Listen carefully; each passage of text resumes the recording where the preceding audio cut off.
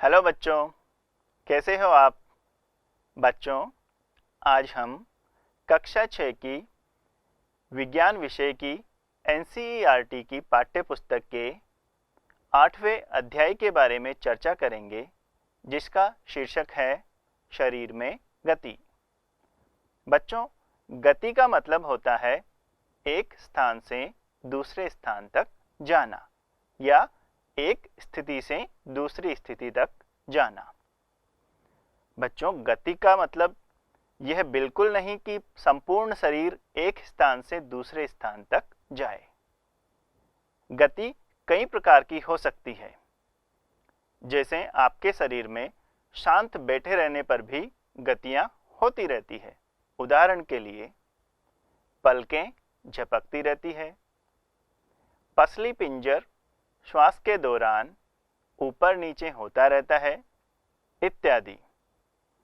बच्चों, आज हम इस अध्याय में शरीर में होने वाली गतियों के बारे में चर्चा करेंगे।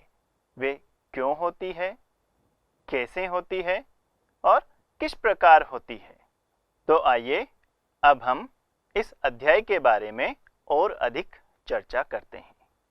बच्चों, जंतु एक स्थान से दूसरे स्थान तक कैसे गमन करते हैं, इसके बारे में हम थोड़ा सा बात करेंगे। गाय गमन में प्रयुक्त होने वाला अंग है इसके पैर, अर्थात गाय पैरों के इस्तेमाल से गमन करती है और इस गमन को हम क्या बोलते हैं? चलना, अर्थात गाय पैरों की सहायता से चलती है। उसी प्रकार मनुष्य भी पैरों की सहायता से चलता है। सांप के पैर नहीं होते हैं, तो वो कौन से अंग को गमन के लिए इस्तेमाल करता है? वो अपने संपूर्ण शरीर को गमन के लिए इस्तेमाल करता है और उसके गमन को हम फिसलना कहते हैं। अब हम पक्षियों के बारे में बात करते हैं। पक्षी अपने पंख और पैरों की सहायता से गमन करते हैं। पंखों की सहायता से वे उड़ते हैं और पैरों की सहायता से चलते हैं। पक्षियों की भांति ही कीट भी पंख और पैरों के इस्तेमाल से गमन करते हैं, यानी पंखों के इस्तेमाल से वे उड़ते हैं और पैरों के इस्तेमाल से चलते हैं। जलीय जंतुओं में हम मछली की बात करते हैं। मछली के पंख होते हैं और इन पंखों की सहायता से वो तैरती है। अब हमने जंतुओं के बारे में तो देखा कि वे एक स्थान से दूसरे स्थान पर किस प्रकार गमन करते हैं। आइए अब हम बात करते हैं मानव शरीर में होने वाली गतियों की। बच्चों, मानव शरीर में होने वाली गतियों के बारे में जानने के लिए हम एक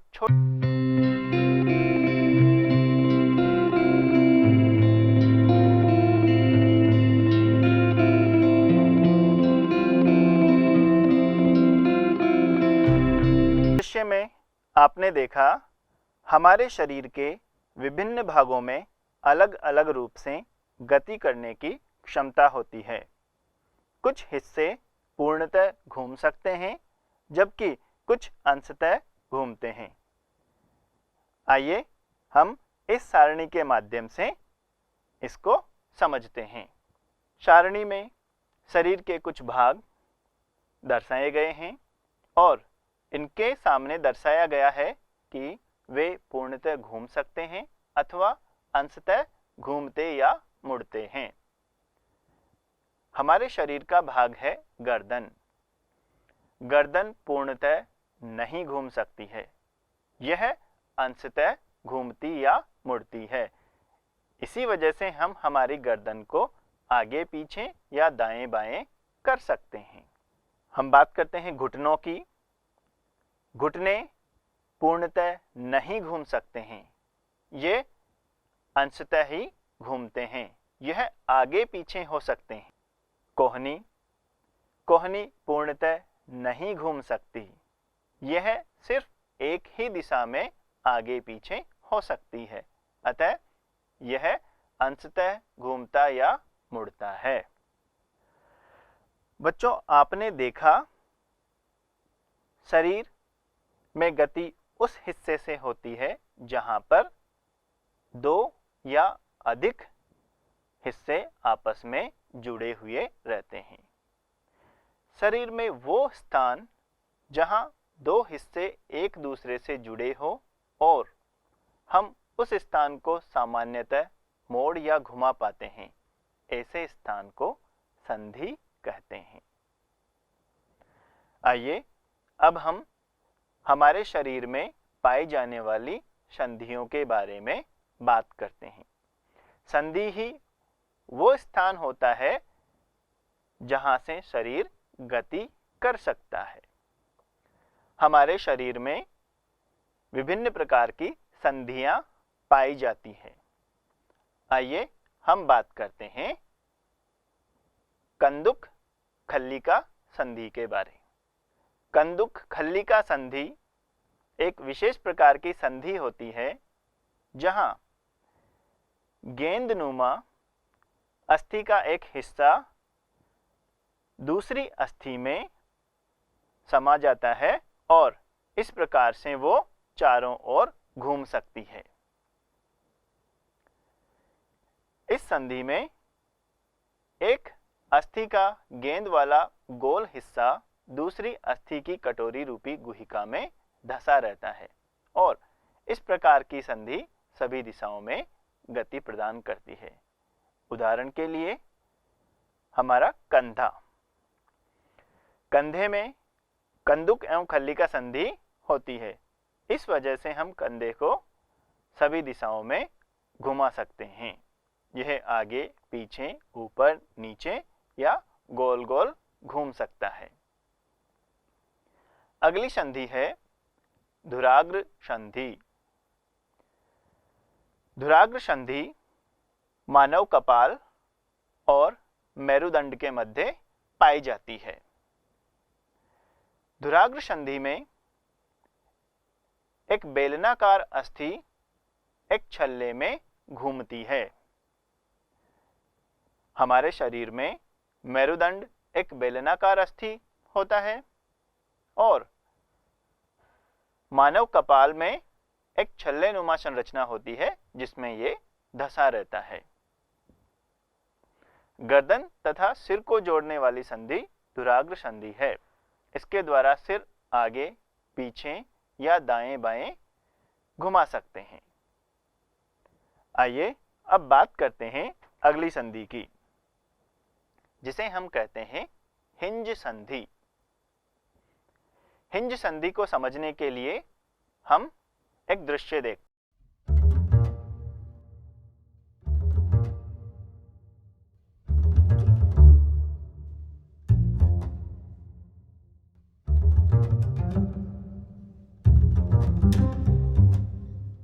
आपने हिंज संधि के बारे में सीखा।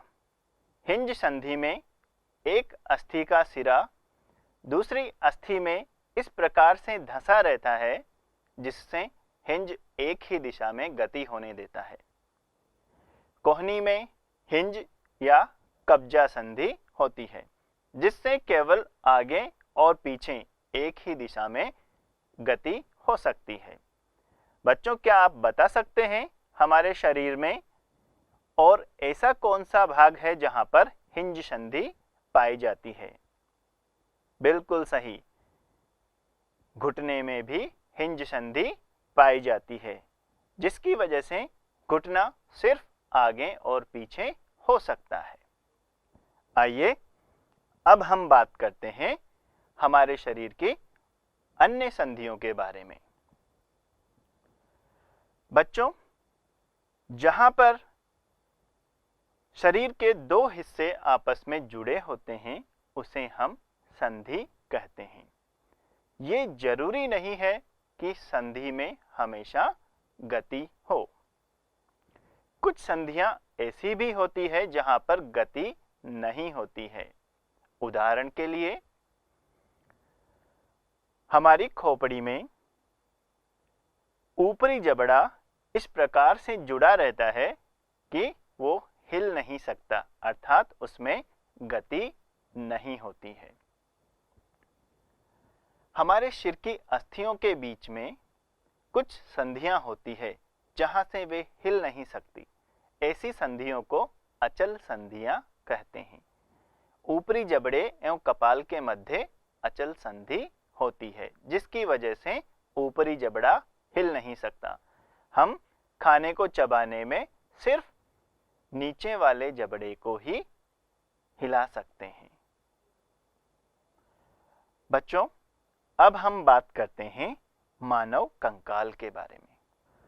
मान लीजिए आपको कपड़े से एक गुड़िया बनानी है, तो आप क्या करते हैं? सबसे पहले आप गुड़िया बनाने के लिए एक खाका तैयार करेंगे, फिर उसके ऊपर कपड़ा लपेटकर उसको गुड़िया का आकार देंगे।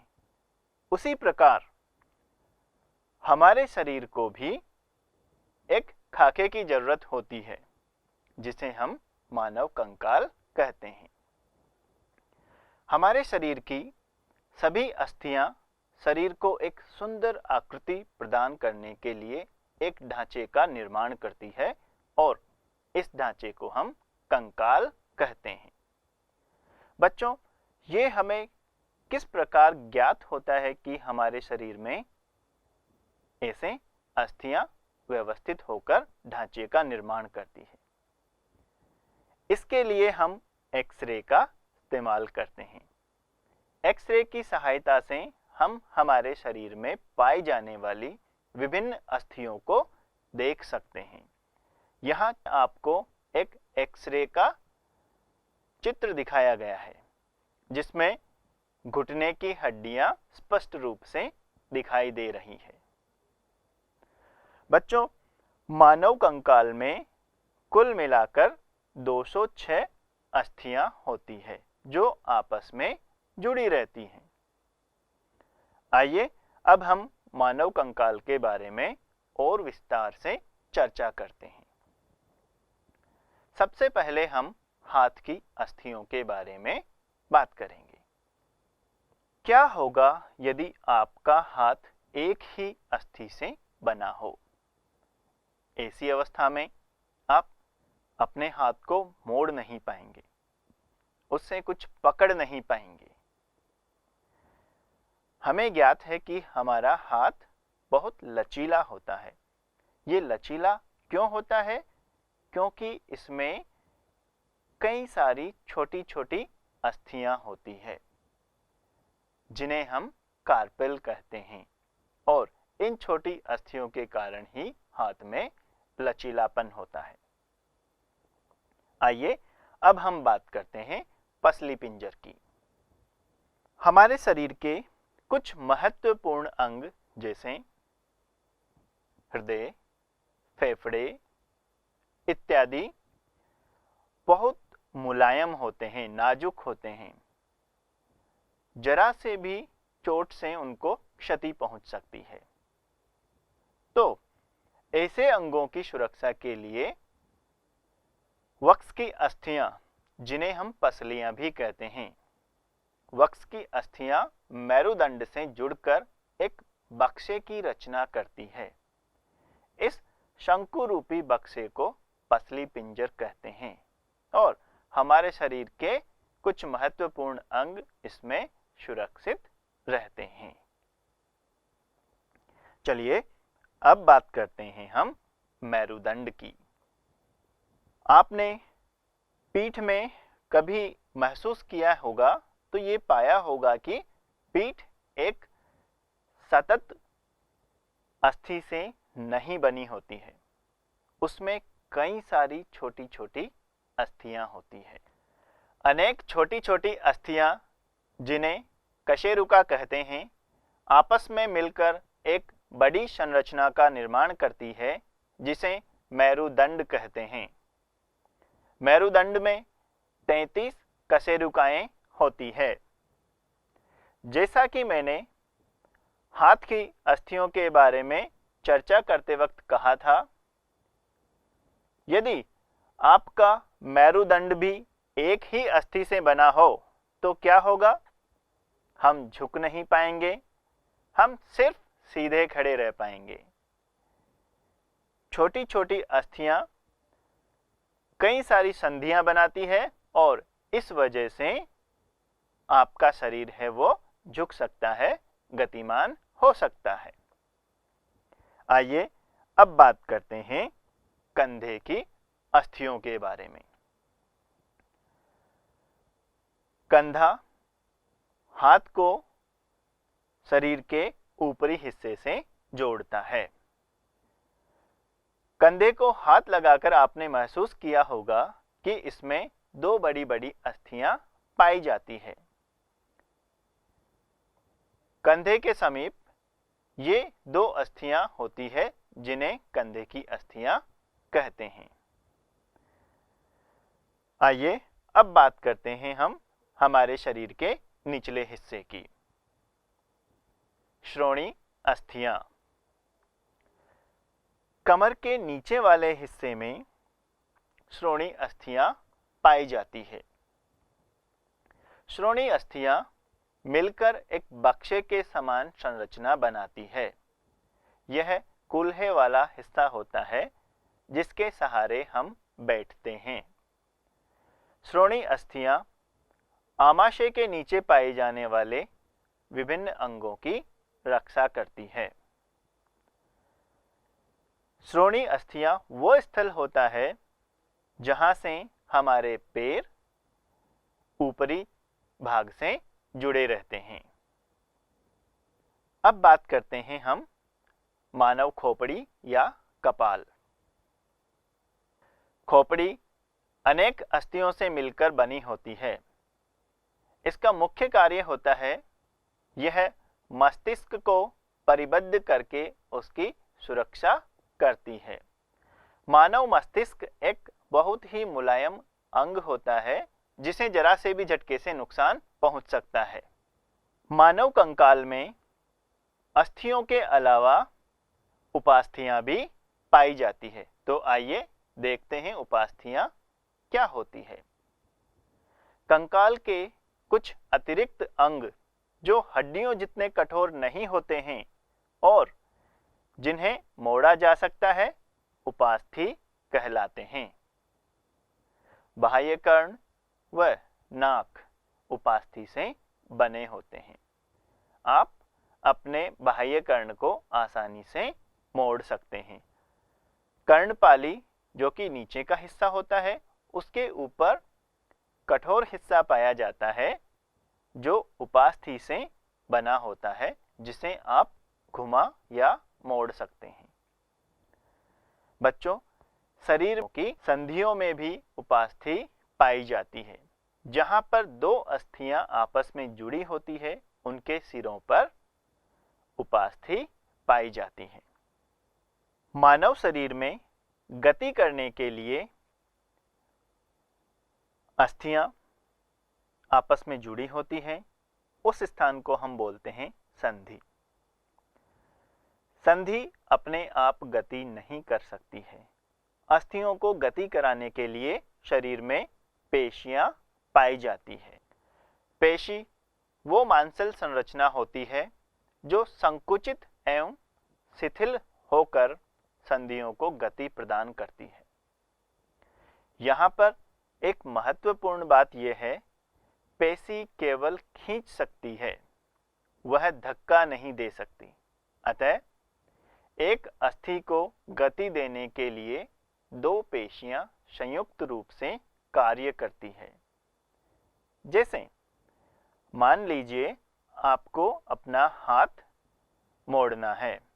जब हम हमारा हाथ मोड़ते हैं तो हम ये देखते हैं कि हाथ के ऊपरी हिस्से में एक मांसल संरचना उभर जाती है, अर्थात यहाँ पर जो पेशियां होती है वो संकुचित हो जाती है। इसकी वजह से हाथ मुड़ जाता है।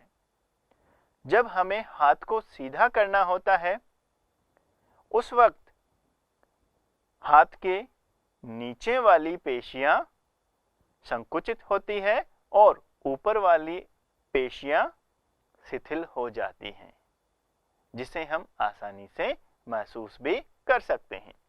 मोड़ते वक्त हाथ के ऊपरी हिस्से की पेशियां संकुचित हो जाएंगी, जबकि हाथ को हम सीधा करेंगे तो उस वक्त हाथ के नीचे वाली पेशियां हैं वो संकुचित हो जाएंगी और ऊपर वाली पेशियां शिथिल हो जाएंगी।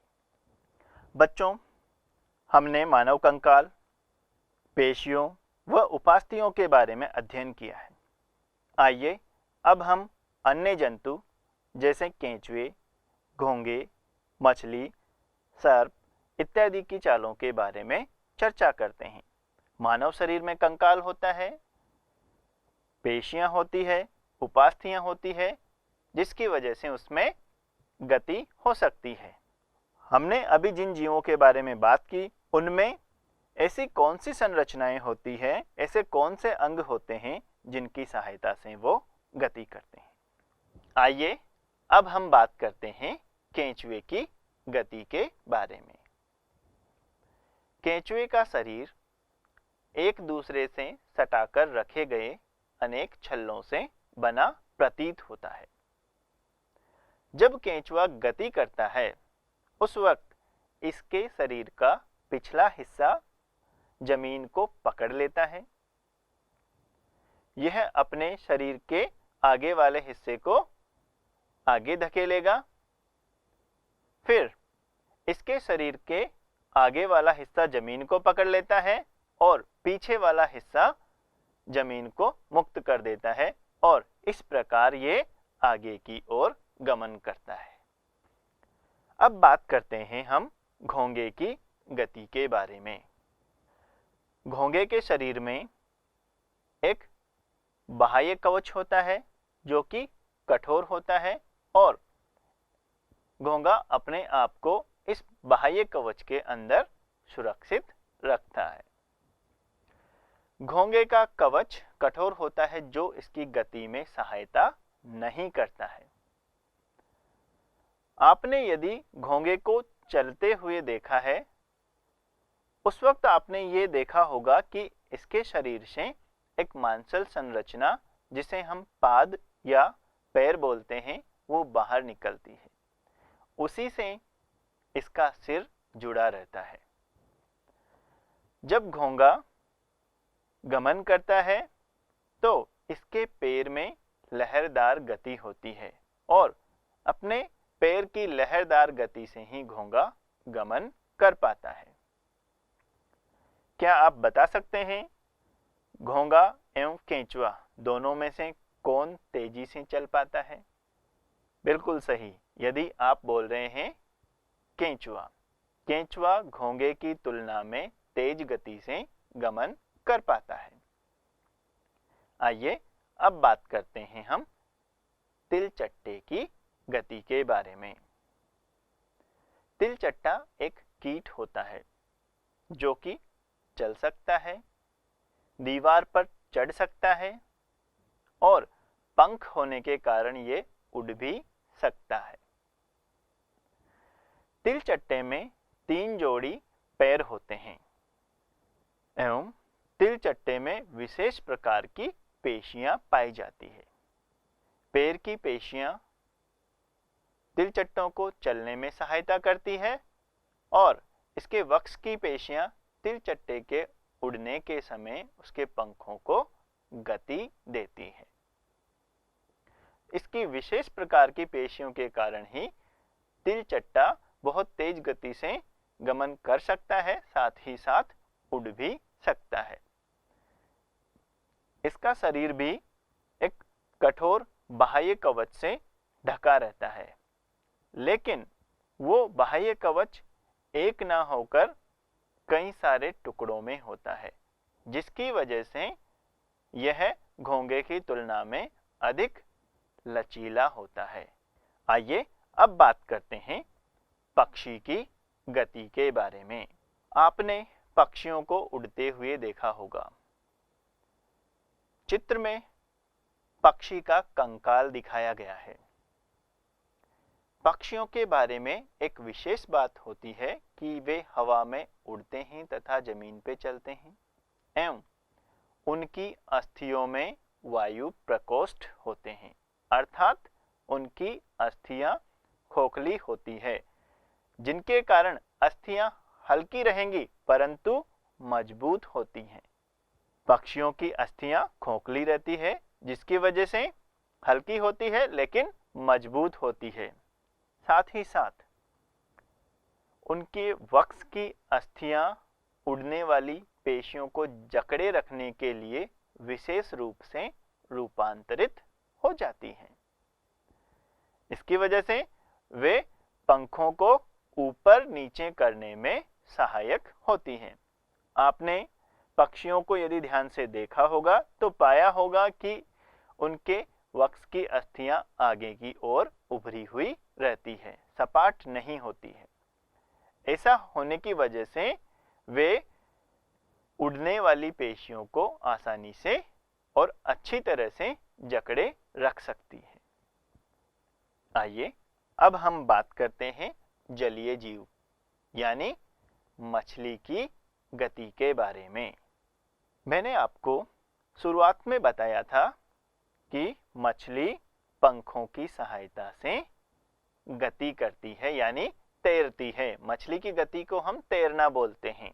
बच्चों, मछली गति करने में पंखों के साथ अपनी पूंछ का भी इस्तेमाल करती है। मछली का सिर एवं पूंछ उसके मध्य भाग की अपेक्षा पतले एवं नुकीले होते हैं। शरीर की ऐसी आकृति को धारारेखीय कहा जाता है। हवाई जहाज, पक्षी, इनकी आकृति भी ऐसी ही होती है। वे भी आगे से पतले, बीच में से मोटे और पीछे से पतले होते हैं। ऐसी आकृति उनको हवा में तैरने में अर्थात उड़ने में सहायता प्रदान करती है। मछली तैरते वक्त अपने शरीर को एक ओर मोड़ती है तो पूंछ दूसरी दिशा में मुड़ जाती है। इससे एक झटका सा लगता है और मछली आगे की ओर चली जाती है। आपने मछलियों को तैरते हुए देखा होगा। मछली अपने शरीर को मोड़ती रहती है, उसकी पूंछ है उसको आगे पीछे हिलाती रहती है। इसकी वजह से वो आगे चलती है, आगे की ओर तैरती है। आइए अब हम बात करते हैं सर्प कैसे चलते हैं।